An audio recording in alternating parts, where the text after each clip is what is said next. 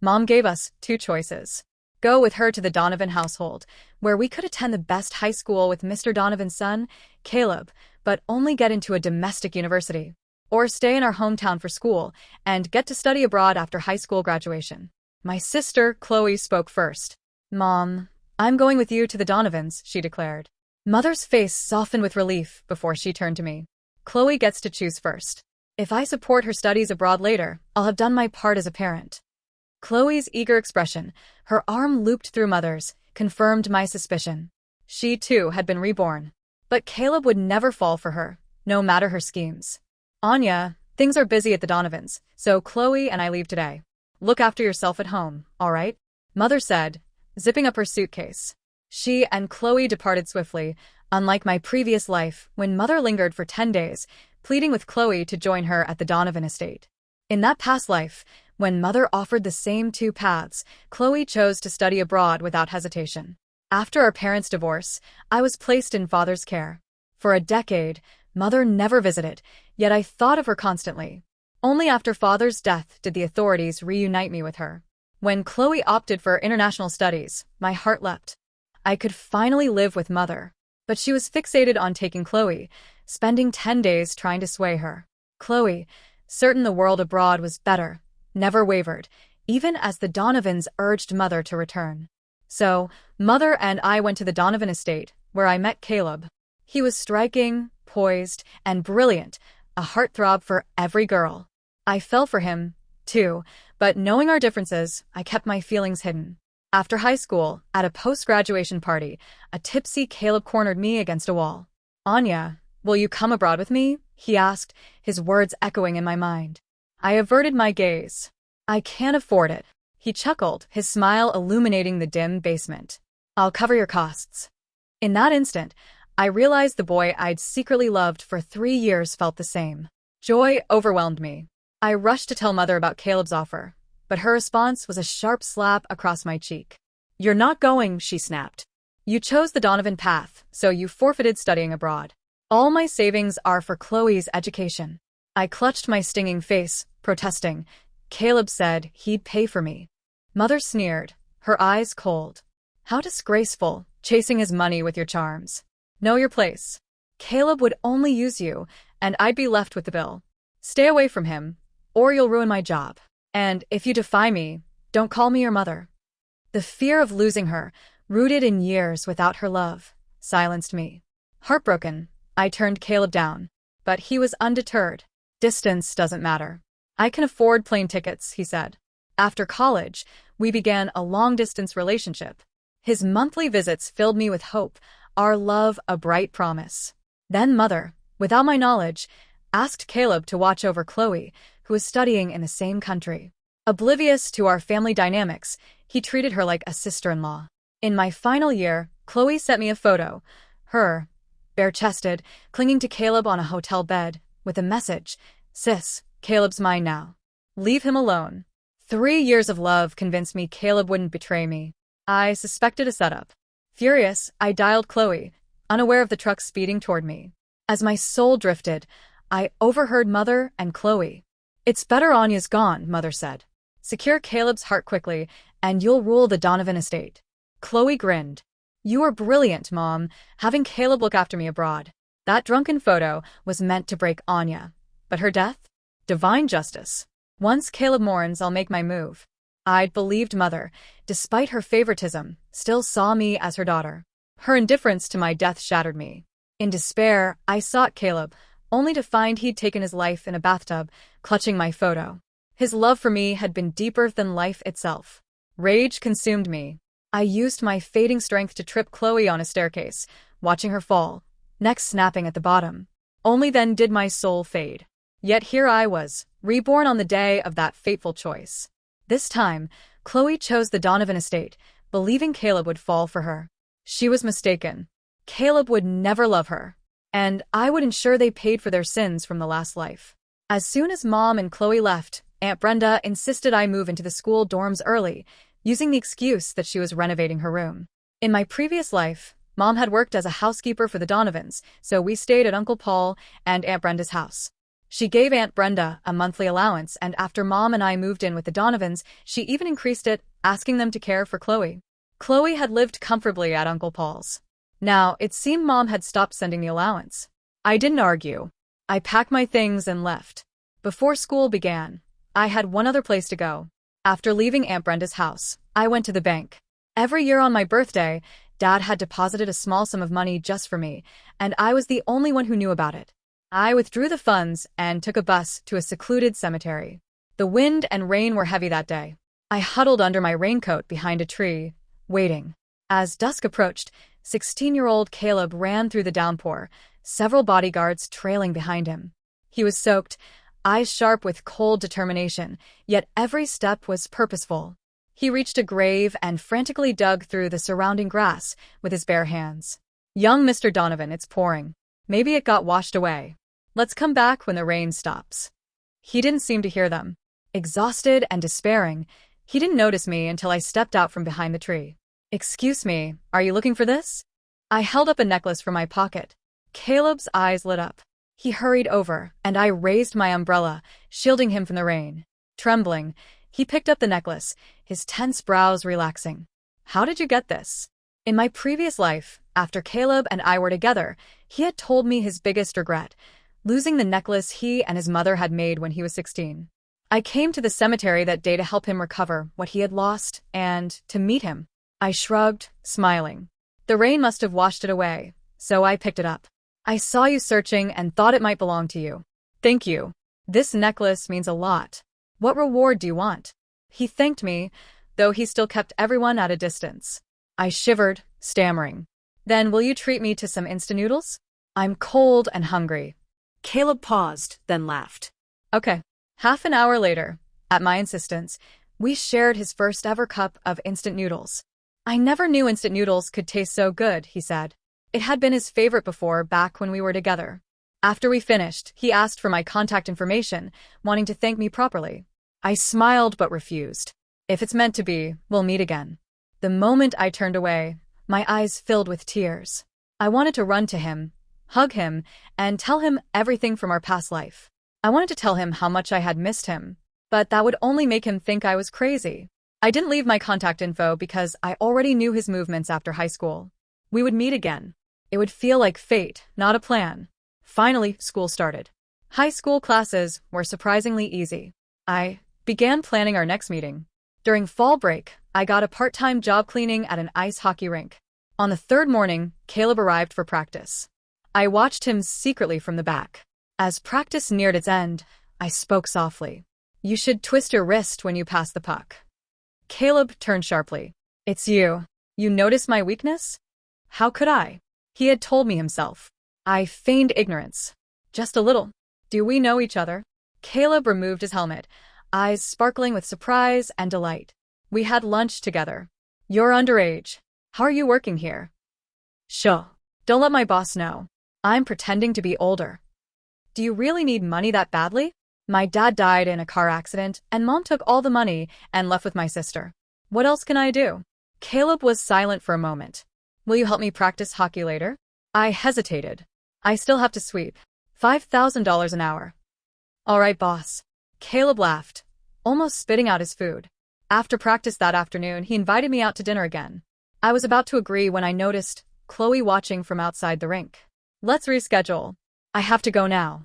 He paid me, and we exchanged contact information. Back at the hotel, Caleb sent a message. "Did you get home safe?" I smiled but replied simply, "Yep." After the break, I began preparing to enter the debate competition. In my previous life, Caleb and I knew of each other, but at school, he was in the advanced class while I was in general studies. He lived on the top floor, I in the basement. Our paths never crossed until the debate competition. This time, I intended to shine even brighter. When I had all my materials ready, I discovered my hometown high school had no plans to register. Furious, I grabbed my bedding and practically camped outside the principal's office. Finally, the principal relented. They would help me assemble a team and register, but the fees would come from my own pocket. Fortunately, several students were eager to participate. We practiced together, preparing for the competition, and had a blast. Caleb would sometimes message me. Each time, I paused everything to read every word carefully. When I finally replied, it was always brief. Before the winter break of freshman year, I led our debate team into the finals. Caleb noticed me immediately. "Did you find another part-time job here?" he asked. I flashed my school ID. "I'm here for the finals." His eyes widened. "You're the legendary debater from Maple Leaf High?" "Legendary?" Caleb's expression softened, yet his gaze burned. "For a school like yours to reach the finals, it's almost miraculous. Half the audience came to see your captain. You should introduce me later." Just then, a teammate ran up. "Captain, our spot is over there. Let's go." Caleb froze, and the way he looked at me changed subtly. I clenched my fist, smiling confidently. "See you on stage, Caleb Donovan." Four teams competed in the finals. My team went first. Having done this once in my past life, I knew the topic and our opponent's weaknesses. We crushed them with an overwhelming victory. Throughout the match, I felt that familiar gaze, intensifying. When Caleb competed, I watched from the opposite side of the audience. Just like before, he was calm, dismantling every attack with precision. After his win, I saw him searching for me, so I quickly pulled my teammates and left. Love is strange. The more unattainable it feels, the more desperately one desires it. Caleb sent messages, but I only ever replied, "Busy." The next day, for the grand finals, Caleb and I faced each other across the room. In my past life, he went first, I went second. Now, I knew his strategies and weaknesses, and I would use them to my advantage. An hour later, Caleb stood and extended his hand. "Congratulations." A familiar warmth spread from his palm. I bit my cheek, holding back tears. After we left, Caleb was surrounded by a crowd. Even in defeat, he was the undisputed king, Caleb Donovan. But he pushed through, long legs striding toward me, a smile playing on his lips, eyes unreadable. "Anya, can I take you to dinner this afternoon?" The school's Ice King was asking a girl out, and the room fell silent for a heartbeat before erupting in excitement. "I'm not blind." He's smiling at her and asking her to dinner. "Oh my God, that girl is beautiful, and she won the competition." My teammates cheered, nudging me forward. "Captain's free. Go, go, go. You two go. We'll sit at the kids' table." I tilted my head, about to nod, when someone pushed through the crowd. "Anya." "No way, how could you?" Chloe's face twisted in fury. Before she could act, whispers spread through the crowd. "She's the Donovan family housekeeper's daughter, always trailing after young Mr. Donovan. She even said he'd fall for her. He doesn't even look at her. Does she really think she could ever get with Caleb? Doesn't she know her place?" Just as I expected. Even with destinies swapped, Caleb would never fall for Chloe. In my previous life, after Caleb and I got together, I once asked him why he liked me. Caleb had said, "Even though you're the housekeeper's daughter, you always act with integrity. You never bow down or act meek. You seem gentle, but there's a fierce streak in you. You can handle problems on your own. I love your diligence, your independence, your self-respect. Being with you, I feel incredibly safe." All the qualities Caleb loved in me were exactly what Chloe lacked. She had no real interest in studying, always dreaming of marrying rich to elevate her status. In my past life, even sending Chloe abroad cost Mom a fortune. She shoved Chloe into some unknown university just because it was in the same country as Caleb. Chloe was timid and cowardly. Whenever we had conflicts, she never confronted me directly. She either ran to Mom for backup or secretly schemed behind my back. Even if reborn, even if placed right beside Caleb, someone like Chloe would never earn his heart. Chloe stared at the school name on my ID badge, disbelief written all over her face. "No way. Maple Leaf High didn't even register for this debate competition. How are you here?" Caleb's eyes darkened. "Do you realize what you're saying?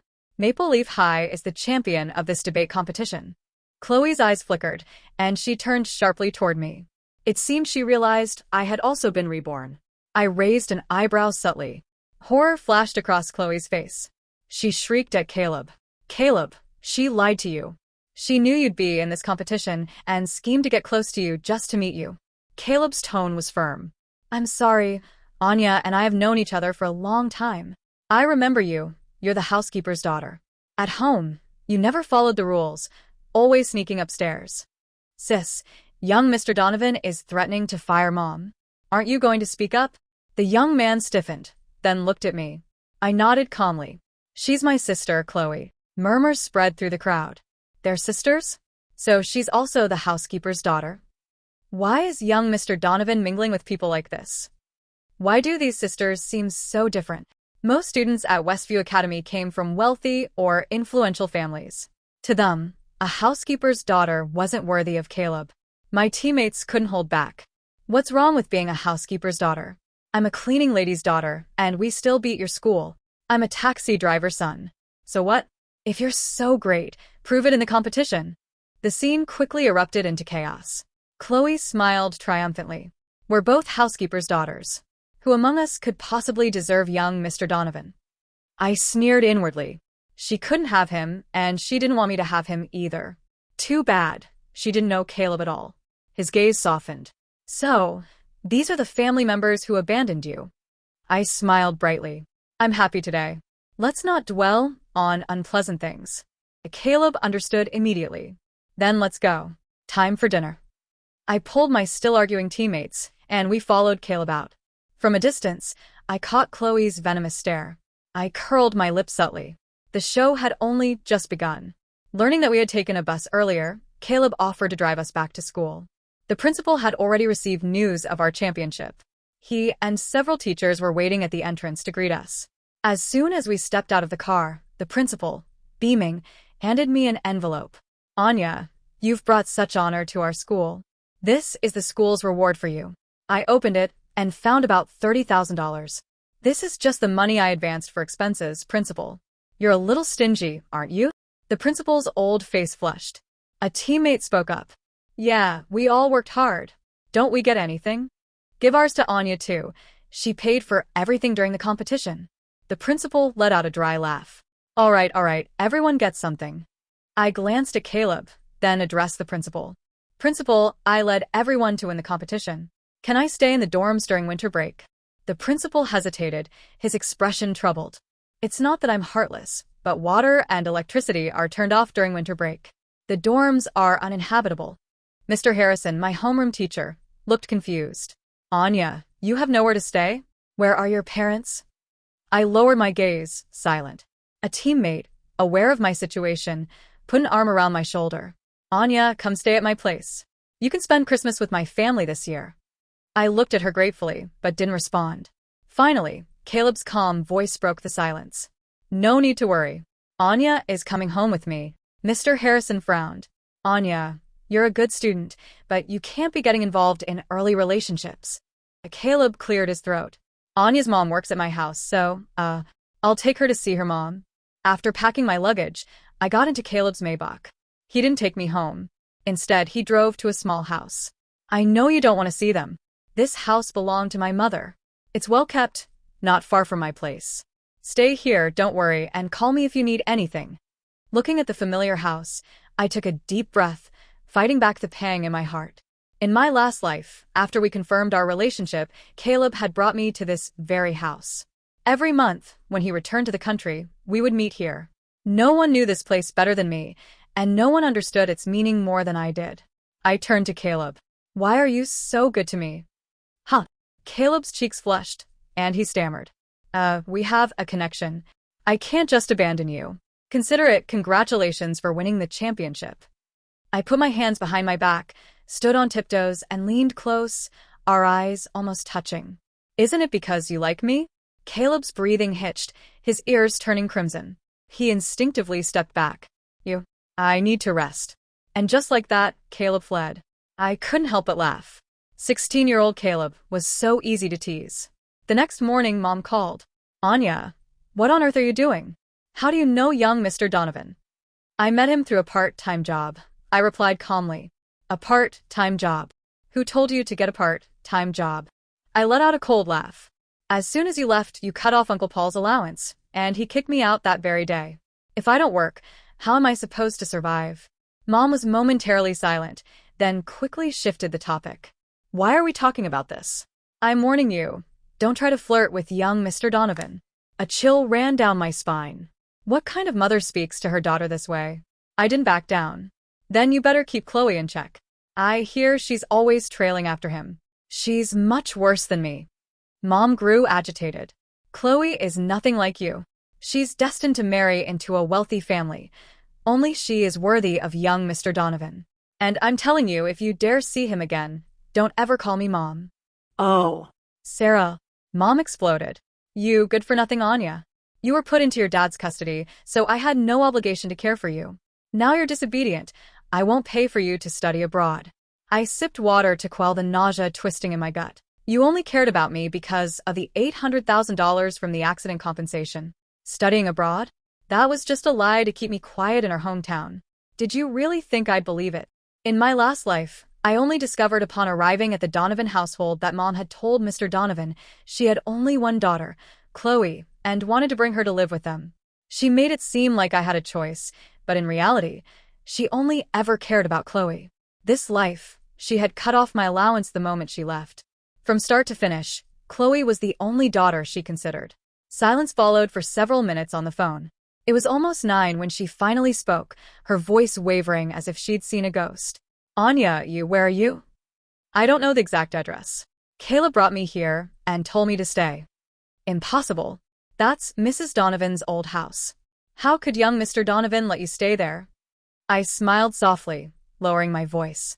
This house is important to Caleb. Doesn't that mean I'm important to him as well? I'm your daughter too. If I marry into the Donovan family, won't you also be related? Mom's tone wavered slightly. But what about Chloe? I dangled the bait. There's another way for Chloe to bask in the Donovan family's glory. There was silence. What way? Mom asked cautiously. The Donovan family doesn't just have Caleb. Mr. Donovan has been single for years too. You know his temperament, and you're still quite beautiful. Why not become the mistress of the Donovan household? Mom was clearly shocked. What nonsense are you talking about? I'm not joking. Chloe has no chance anyway. If you marry into the Donovan family, Chloe would become a Donovan heiress. Why push your kids when you could push yourself? If you truly love Chloe, shouldn't you try? Mom was speechless. You should think carefully. Age waits for no one. I hung up, stretching languidly. In my last life, Mom had similar thoughts but never acted on them. Now, with Chloe out of the picture, it was her turn to take the stage. On the 4th day, Caleb arrived. I leaned against the doorframe, watching him. His cheeks were slightly flushed. I came to see if you needed anything, he said. I curled my lips. You wanted to see me, didn't you? Caleb turned beet red, mouth half open, unable to look at me. I mainly came to bring you some things. I stifled a laugh, noticing the shopping bag in his hands. What is it? He sighed in relief and pulled out SAT prep and AP review books. Seeing my wide eyes, Caleb chuckled. High school studies are demanding. Don't slack off during the break. Come on, let's do some practice questions together. He placed the books on the desk, arranged a chair, and gestured for me to sit. Caleb's way of showing affection. Studying together. No wonder after the debate competition in my last life, he had asked me to study with him. As dusk fell, we ate dinner downstairs. I took a selfie of us, tagged our location on Instagram, visible only to Chloe. Shortly after sending Caleb off, there was a knock on the door. Chloe stood outside, fuming. Anya, do you know what this house means to Caleb? How dare you live here? I watched her impotent rage calmly. Why, you ask? Because of my place in Caleb's heart. Chloe's eyes flickered, then hardened. I managed to break you two up in the last life, and I'll do it again this time. Mom helped me before. She must still be helping now, right? Her eyes widened suddenly. It was you. What did you tell Mom? She actually told me to stay away from Caleb. I invited Chloe in. What did I tell her? Just helped her understand Caleb likes me. We're both her daughters. Who marries into the Donovan family makes no difference to her, right? Chloe's expression faltered. No matter the life, Mom only ever had one daughter in her heart, me. When it came to profit, what was family loyalty? Didn't she acknowledge me for the $800,000? I placed my hands on her shoulders, gently pushing her onto a chair. Last life, you meddled between Caleb and me, and you killed me, but Caleb still died for me. Now, Caleb already has feelings for me. You won't succeed this time. We're sisters. We don't have to fight to the death. The Donovan family isn't just Caleb. Chloe looked confused. Doesn't the Donovan family only have Caleb, the heir? I curled my lips. Mr. Donovan, you've met him, right? Middle-aged, still tall, handsome, and charismatic, more so than Caleb. You're young and beautiful. If you simply beckoned him, wouldn't you easily win him over? Then the Donovan family would be ours to control, for both of us. Chloe's expression shifted, curiosity sparking. But Mr. Donovan is rarely home. How can I? I know when he'll be back. I'll make sure Caleb is out that day. Whether you succeed is up to you. You'll really help me? I nodded sincerely. Of course. After what happened in our last life, don't you understand? Fighting leads to mutual destruction. Cooperation leads to mutual benefit. We share a secret. We should be allies, not enemies. Chloe exhaled, visibly relaxing. Sis, I really didn't expect you to help me so much. If I succeed, I'll get Mr. Donovan to approve your relationship with Caleb. Then Caleb and I are counting on you. As Chloe left, I reminded her not to tell Mom. She would never accept a son-in-law her own age. Chloe departed with an understanding nod. Caleb came every day. Redoing high school was easy for me.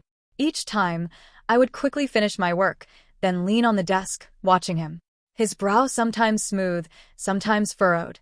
The flicker in his pupils, the fine beads of sweat on his nose, the slight redness of his lips, the bobbing of his Adam's apple, the gradually reddening earlobes. I absorbed every detail, engraving him into my memory. It was like making up for the youth I had spent timid, too shy to meet his gaze. Caleb's Adam's apple bobbed faster and faster until he finally forced out a voice, thin and hesitant. If you're done, go rest. Do I have writing on my face or something?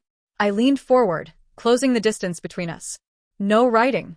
You just look as beautiful as a flower. Plink. The pen in Caleb's hand rolled across the floor. I bent down to pick it up, but through the gap under the desk, I caught a glimpse of his tight pants. Still so gifted. I had teased him too much. I was reborn, but Caleb was still a genuine high school student. Putting the pen down, I quickly exited the study. Caleb seemed to sense what I had seen. When he emerged, his face was red all the way down to his neck. Today my dad's taking me back to the family's old estate, so we won't be eating together, he mumbled. Wait, I called out, hurrying after him. Tomorrow night, there are fireworks at the Riverwalk. Do you want to watch them together? Yes. Before going to bed that night, I called Chloe.